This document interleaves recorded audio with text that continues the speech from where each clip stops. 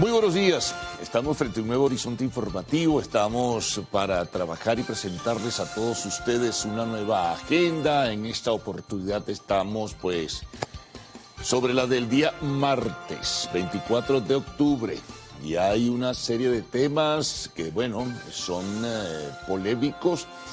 Ya comenzaremos a presentarles los relatos, los elementos nuevos que surgen alrededor de algunos de ellos. Así que bueno, pendientes de lo que será este recorrido inicial, que luego habrá de complementarse con la importante lectura de titulares de la prensa nacional, regional y también internacional, donde surgen también nuevos elementos informativos. Y desde luego siempre la información del tiempo y lo que ustedes a diario siempre nos están enviando vía redes sociales. En particular la red social X, antes conocida como Twitter. Por ello ustedes siempre plantean cosas bien importantes que nosotros pues presentamos públicamente en una síntesis, porque son muchas las vinculaciones que se desarrollan. Agradecer por lo demás a aquellos que utilizan también la alternativa stream para ver el noticiero, ya sea en Venezuela o en otras partes del mundo.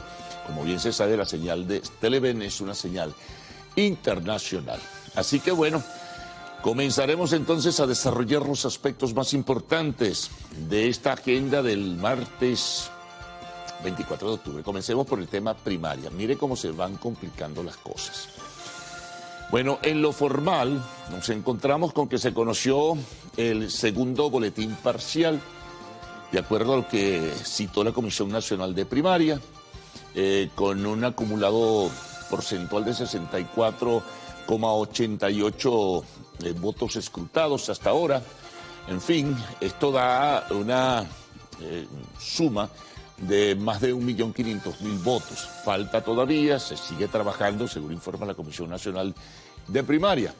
Esto en cuanto al apoyo a los candidatos, pues se mantuvo firmemente la tendencia que se conoció desde el primer boletín, que se ofreció pues en horas de la noche, casi a la medianoche del día domingo. María Corina Machado obtiene pues más del 92% de los votos de ese 64,88 que hasta ahora se han escrutado. Más de 1.473.000 votos. Es muy probable pues que la cifra sea mayor y luego tengamos una cifra definitiva de cuántas personas se involucraron en el proceso y cuánto representa ese porcentaje en el universo del padrón electoral pues que estaba inscrito o que por lo menos tenía el derecho a participar en esta cita de un sector de la oposición venezolana. Hasta allí una parte del asunto. Pero luego surgieron nuevas, y han surgido en las últimas horas, nuevas evaluaciones, nuevas interpretaciones, nuevas lecturas sobre lo que significa este resultado, según la óptica de la parcela política que exprese su punto de vista. En este caso, si nos vamos al sector gobierno, la situación es sumamente crítica y cuestionadora. Desde muy temprano, dirigentes del Partido Socialista Unido de Venezuela cuestionaron pues el evento o el proceso como tal, en este caso, y además de ello dijeron que había sido un fraude, que había situaciones ilegales, que no llegaron a más de 600.000 votos, etcétera, etcétera, etcétera. Eso en cuanto al vocero que presentó el primer criterio, en este caso Diosdado Cabello, primer vicepresidente del PSV. Pero luego siguieron otros planteamientos. Incluso ayer en su programa de los lunes en la televisión estatal, el propio Maduro habló de mega fraude. Y Cilia Flores, pues también dirigente del Partido Socialista Unido de Venezuela, habló de fraude y habló de la necesidad de que se tomen iniciativas a nivel institucional. Es decir, que se abra, se entiende de todo ello, una investigación sobre el desarrollo y recorrido de este proceso. A ello se sumaron también, de acuerdo a lo que fue la dinámica de la agenda de ayer, otros dirigentes de la política venezolana. En este caso lo hizo José Brito, del Partido Primero Venezuela, cuestiona y pide una investigación para Súmate y para la Comisión Nacional de Primaria. De alguna forma también lo sugería más temprano, dentro del contexto Diosdado Cabello, y se refería concretamente y señalaba concretamente a Jesús María Casal, el presidente de la Comisión Nacional de Primarias, que tendría que responder. Luego vino todo esto que estamos citando y también otro dirigente de la llamada otra oposición, la que tiene representación parlamentaria, en este caso el candidato presidencial de Acción Democrática, de aquella Acción Democrática, porque hay dos. En este caso, claro, ellos dicen que tienen la tarjeta y tienen la legalidad.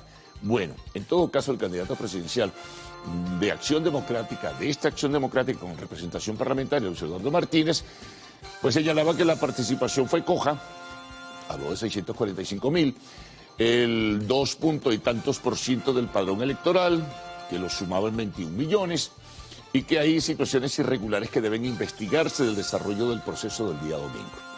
Digo, esto se complica porque esto va a enredarse las cosas, y si va a un terreno judicial, pues más aún pues puede hacerse todo más enrevesado. Mientras tanto, a lo interno, todos los factores políticos de la oposición, de este sector de la oposición que gira alrededor de la plataforma unitaria, o por lo menos está cercano a ella, pues ratificaron su apoyo a María Corina Machado por el triunfo del día domingo, el contundente y holgado triunfo, abrumador triunfo de María Corina Machado.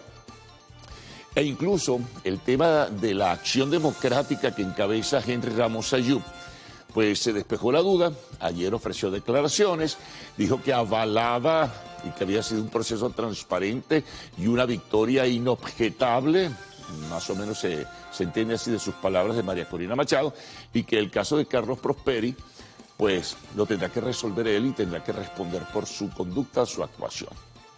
Recuerden que Prosperi el día domingo grabó un video donde dijo que no iba a reconocer los resultados sesgados. Sin embargo, ayer lunes dio a conocer, esto es importante también citarlo, un comunicado donde dijo que, bueno, él como demócrata reconocía lo que surgió de las primarias, aun cuando citó nuevamente el tema de las irregularidades que según su criterio se presentaron a lo largo de todo lo que fue el proceso electoral del día domingo, el proceso de primaria. En fin, esto se hace, como dije, mucho más complejo y ya se verá. Hay que mantener entonces un seguimiento sostenido porque esto va a traer sin duda alguna nuevos elementos. En el día de hoy mismo habrá nuevos elementos. Mientras tanto, en lo externo o en lo internacional, nuevos pronunciamientos. El grupo IDEA que lo constituyen expresidentes, exjefes de Estado, avalaron lo que fue el proceso de primaria y reconocieron el triunfo contundente de María Corina Machado. El gobierno de los Estados Unidos también se pronunció nuevamente con una orientación particular, señalando que esto debe servir para profundizar los compromisos de Barbados, de seguir la ruta electoral. En fin, de alguna forma sugirió que el caso de la inhabilitación de María Corina Machado tendría que resolverse, como también lo que es la libertad de detenidos de nacionalidad estadounidense en nuestro país, que a juicio del gobierno de los Estados Unidos están presos injustamente. Entonces esperan que de aquí a finales de noviembre se pueda solventar la situación. Esto ya nos lleva a una serie de interpretaciones sobre lo que pudiera ocurrir si se agudizan las contradicciones y sigue el debate y la confrontación interna con repercusiones evidentemente que internacionales. Bueno, es parte de una de las noticias más importantes de la agenda de hoy, pero seguimos. Vamos con el tema del exectivo. Bueno, ayer el Consejo Nacional Electoral dio a conocer que aprobó las 5 preguntas para el referéndum consultivo del 3 de diciembre. 5 preguntas que recibieron a su vez, sobre todo la última, que es muy controversial, donde se le va a consultar a la gente, a los venezolanos, si están de acuerdo en que se cree un estado de la Guayana Esequiba, otorgándole nacionalidad y cédula también de identidad a los que allí viven.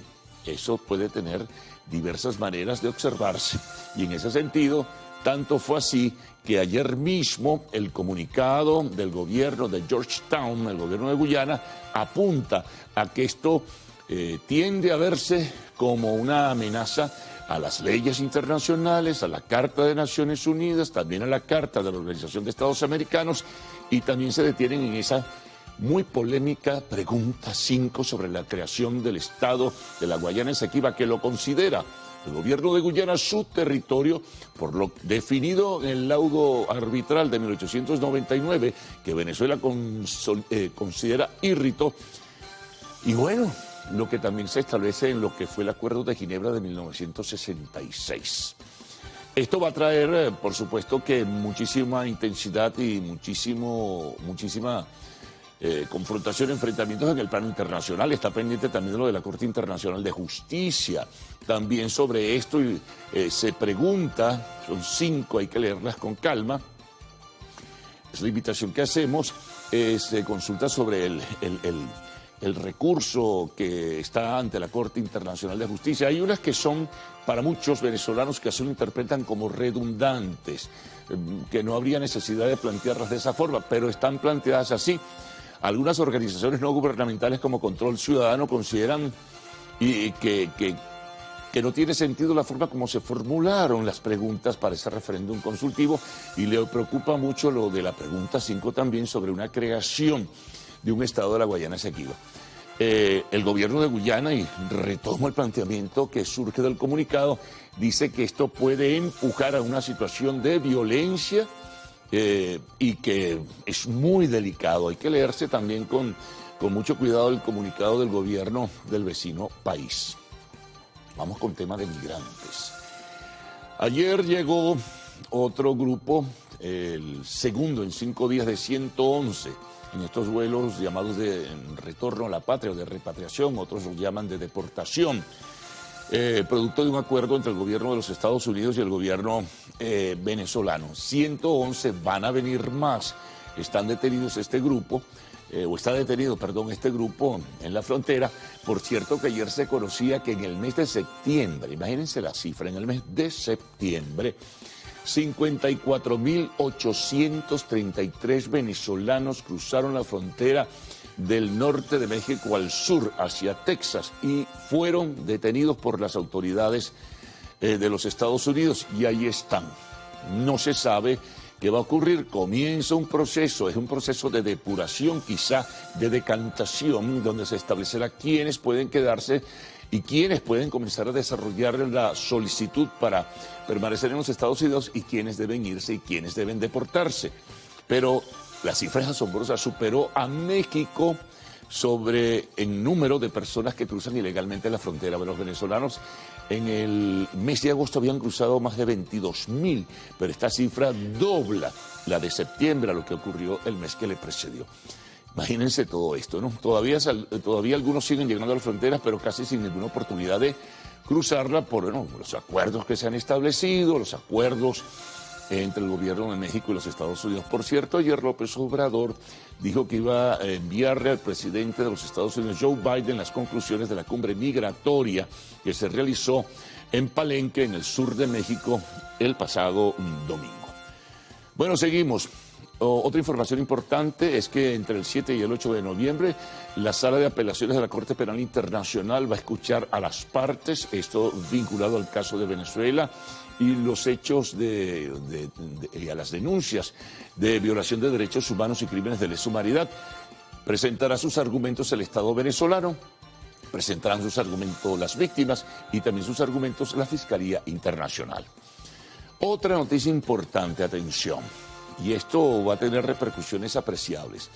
Ayer en la reunión de ministros de Exteriores de la Unión Europea, el canciller español, José Manuel Álvarez, solicitó que la Unión Europea levante las sanciones en contra de Venezuela dentro de lo que es la misma ruta que los Estados Unidos tomó como iniciativa luego de conversaciones y negociaciones.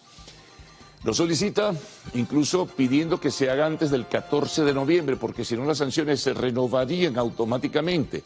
La próxima reunión del Consejo Exterior de la Unión Europea será el 13 de noviembre. Por eso pidió que se evaluara, que cada uno de los países, los 27 que integran la Unión Europea, pues evaluaran la situación y levantaran las sanciones. También lo hizo y lo planteó en la reunión de ayer Josep Borrell, quien es el responsable de Asuntos Exteriores de este grupo multilateral. Bueno, otras notas internacionales ya no vinculadas a Venezuela, una cosa terrible que ocurrió en México, violencia en los estados de Guerrero y Michoacán, 16 personas asesinadas, 11 de ellas policías y el resto civiles. Se abren las investigaciones, esto al parecer en las primeras impresiones lo vinculan al narcotráfico.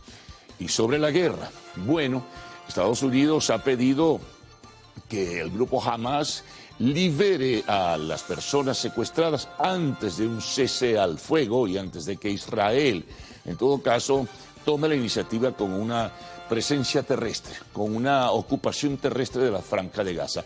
Ayer, por cierto, fueron liberadas 2 ancianas, sus esposos también ancianos, permanecen retenidos o secuestrados por el grupo Hamas.